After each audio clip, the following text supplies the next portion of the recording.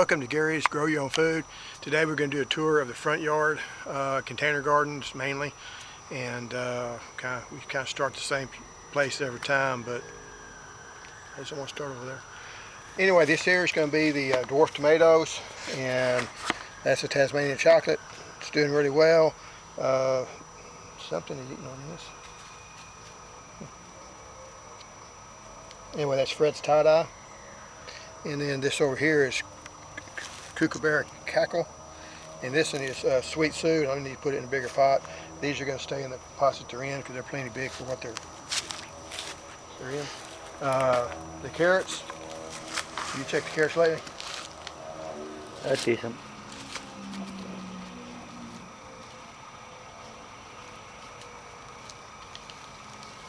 So they're getting okay size. They continue to get bigger. As long as you keep the stupid weeds out of them. So you know you can use those sizes. Here's a lime tree that continues to produce mainly blooms, and that's it.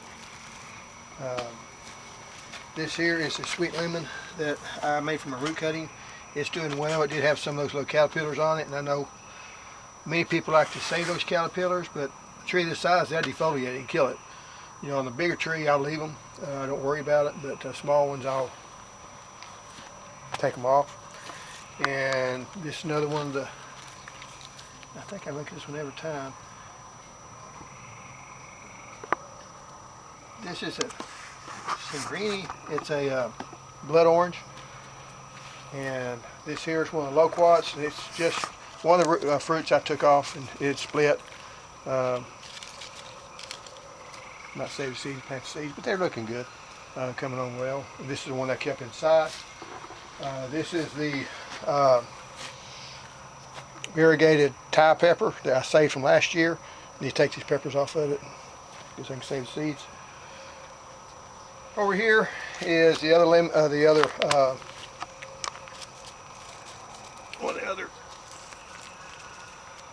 satsumas. This is Kishu. I really like it. It's actually going to be a smaller tree, but it's looking good. I don't have any problems with it. This is the pineapple that I put out, and it's looks like it's rooted down and doing good. You do see the outside has got some dead spots, but the inside ones aren't, so that means it's starting to get some moisture to it. This one is,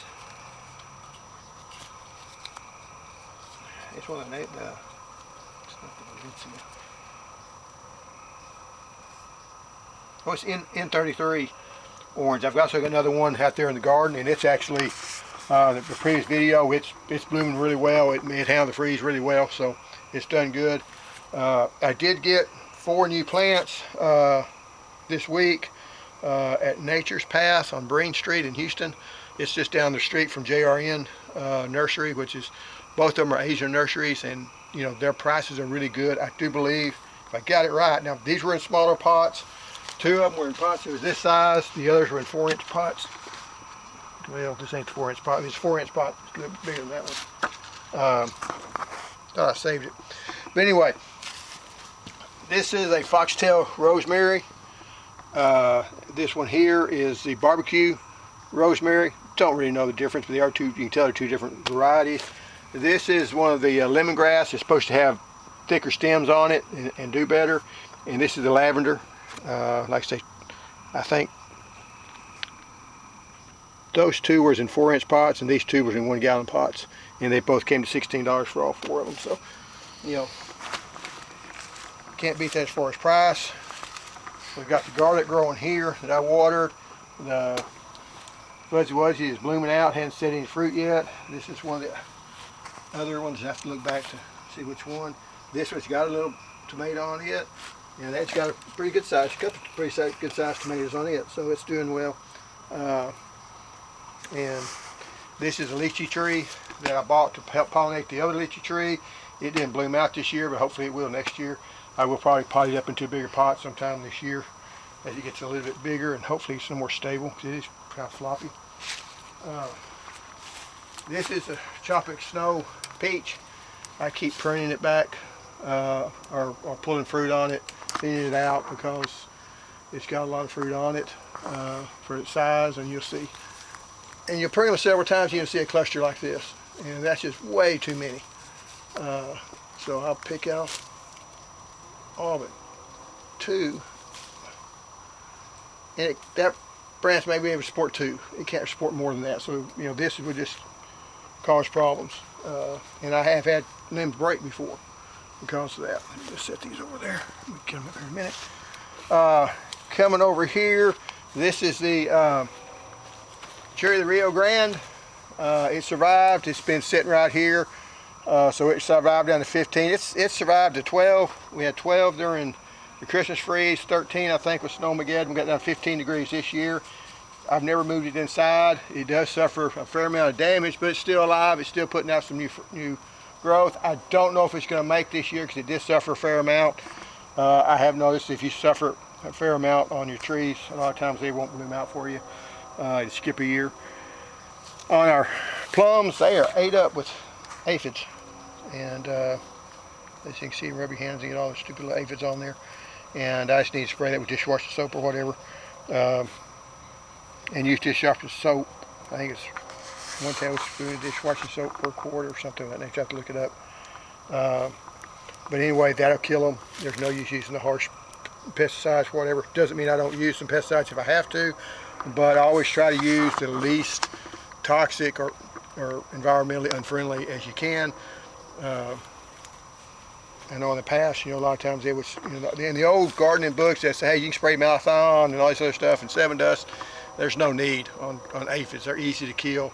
A strong stream of water a lot of times knock them off and they'll die. So this is the Sierra 90. It's the basically the same type of variety as a Sumo, and I think this one here is the same. No, it's a Valencia orange there, navel orange. That's the Sierra 90, the second one I believe, and this here's the Oboro pomelo. This is the one of the dwarfs. It's not doing that great, and if I remember it now, as it started making the fruit, we may have a problem with brown rot on it, blossoming rot. Get my diseases mixed up, but it wasn't that great of a producer last year, which I can't remember which one it was, but I just remember that type of fruit. The others did better. These are my extras. I think it's funny on the extras, and they've got fruit on them. They got little lemons on it, and that's the Torrangina. So I might try to find a spot for them. I don't know where I'd go with them, but I always grow extras, and then you don't know what to do with the extras. You try to give them to your friends and stuff, but sometimes you'll have as many friends as you think. And I've been out and about. I haven't been able to see everybody and stuff. This one, the mandarins, it's blooming. It's starting to throw off a flushy growth, and there's a bee. I will leave him alone and let him do his work. It's getting awful late for a bee. And another one of the mandarins that we've talked about. Now, one thing that is different on the longans, I said it wasn't going to fruit. It has got little fruit buds on it, so it's going to fruit this year, which is good. It was said it's fruit better than what what my lychee tree has. The lychee tree just doesn't seem to. I think it just needs to be cross-pollinated, where this I don't think needs cross-pollination. So anyway, that's what it was one year, and we'll see if it happens again this year. This year is my Myers lemon, and it's loaded up with blooms again, and it's not in good potting. It's not a good potting mix, but it keeps loading up, and it's always got fruit on it for a long time. And I just really have found a good time to be able to repot it. There's the pomelo, the Chandler pomelo. Got blooms all over it. Hasn't really set that much yet, but I'm assuming it's going to. And then the newer pomelo over there is blooming out also. We'll come back around here, and this is the Jiu-Jitsu, the sweet lemonade. This is a lemonade you can eat just like you do an orange, and it's got some blooms on it. And the tree out, in-ground trees also got blooms on it, so we should have a good crop of the lemon trees this year, or the sweet lemons. Watch out for that. And this is the lychee tree. It's got its blooms. That's what the blooms are going to look like on the lychees. And got some there, and there's some other clusters around. So we'll see if it sets, it'll set a few. I don't expect us to get about a dozen fruits off of it until I get a second variety to really give it the cross pollination that it needs. But it might. I don't know. It may fool me. It's been that 1 year that it didn't do well setting fruit. So coming back this way, the Chicago fig is coming out. This is a fig that got. This is a blackberry that got knocked down. It's a Ponca blackberry. I remember it this time. And if you look right here, it's starting to put out some of the primal canes. So that's what you want to see. This was planted this year. In fact, about a month ago. It wasn't very long ago. This was a couple months ago, and it's got a big old thick primer cane. And that's what Primark Freedom does. It's got a really thick cane on it. When it gets up so tall, I clip it back, and then you'll make side branches. So, you know, this is a floor cane on this one. It's already got a little fruit on it, and it's blooming out. Not a whole lot of fruit for that size, but so like this tree, that tree keeps falling down over me. I'm trying to keep it from falling over. This is a nectarine tree, and we're gonna see if it produces any nectarines. I did get around to spraying last week, so maybe it won't get the brown rot, and that's what you're trying to avoid with those. Most of my needs to go to seed, and letting the bees have its fun. That's a knockout rose that we got for Mother's Day last year. My wife did, and we just never have repotted it. This is the Jiu-Jitsu that wasn't doing as well. The leaves don't look very good, but it's throwing out a flush of growth. So it's liking its pot better now. Over here we have this regular rosemary, and it's survived all the freezes and things. This here is one of the brassicas that I took out and just threw in this pot right quick because I had room. I was trying to find room for it. Same thing with these three over here. I don't know if they're a mixture of it or what. This is, I think, a champagne lychee tree. It was in the ground, went through the big freeze. It does got one fruit on it.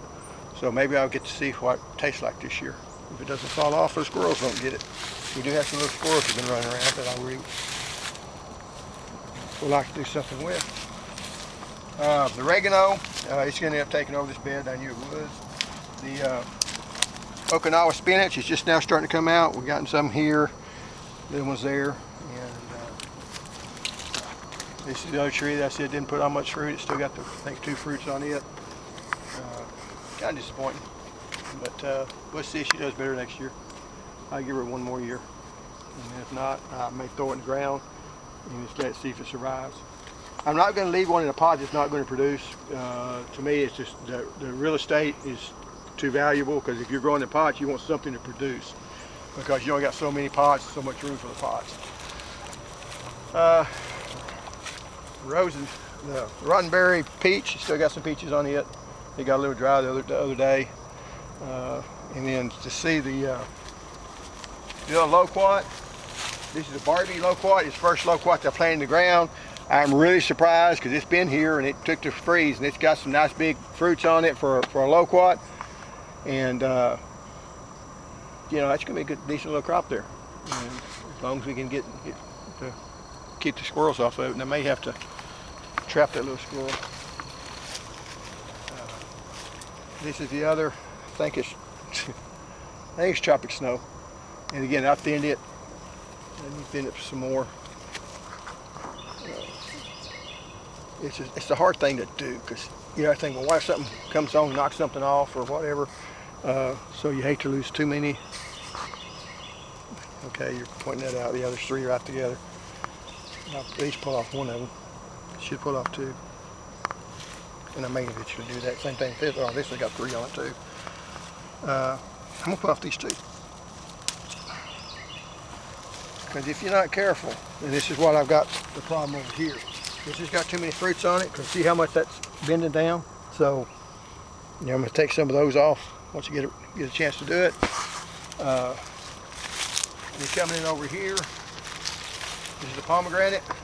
I'm interested to see if this thing goes ahead and fruits out, because it looks really good. It's done really good. It was root bound bad, and I just put it in the pot without trying to undo the. I'm not a fan of undoing the roots unless you're growing a bigger tree, a peach tree or something. If they're a bush, use those bushes, I'll still go ahead and throw out the leaves. That's a small cherry, the Rio Grande, just came up in a pot that I had a tomato in last year, and I'm just letting it see how it does and see if it goes ahead and grows. So I don't really know why, but I am. This is where the lemongrass I grew last year, and this is some of the garlic that the elephant garlic will have these little bulbs on the bottom of the cloves, and that's what I planted in here last year. And this stuff went ahead and came up. That's got a weed.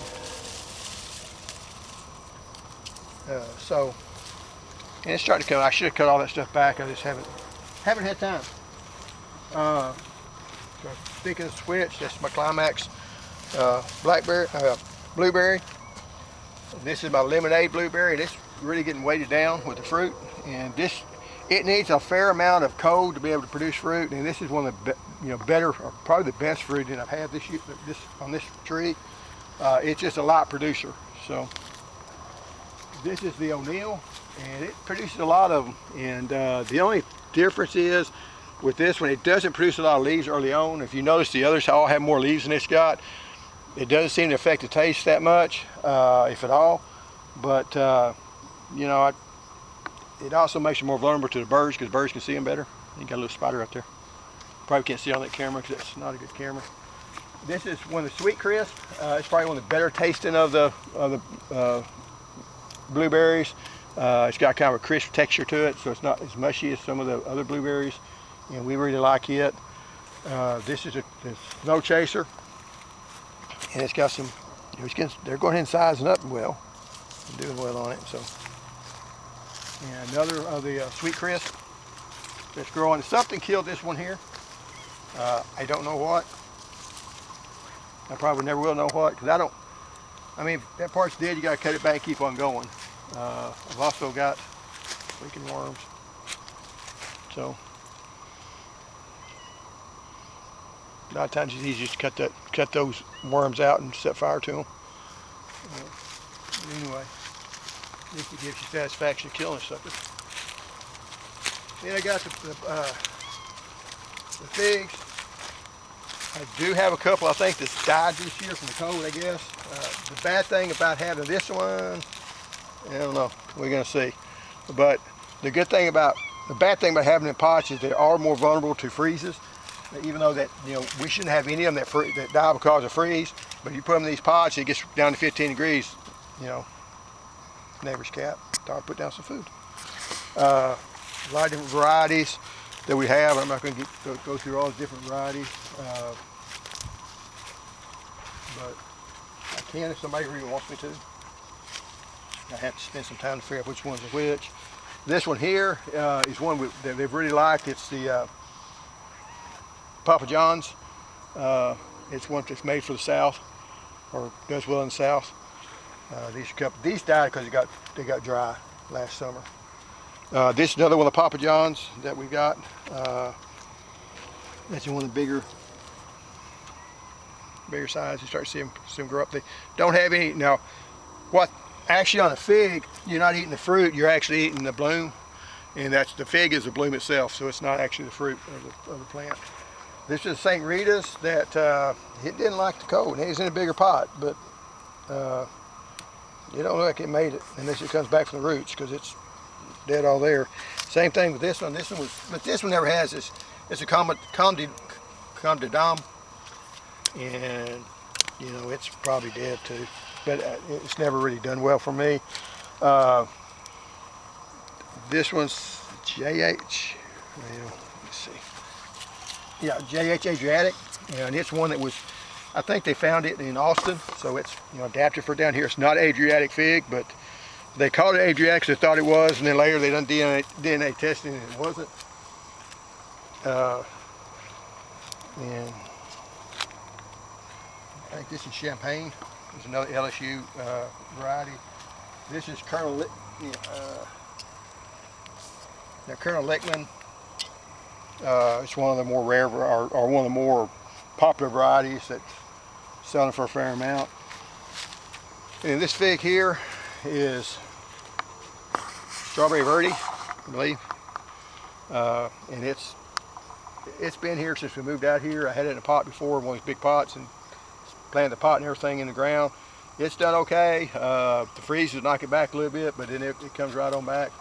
So it survived all the freezes. So that's what's going on in the front yard garden.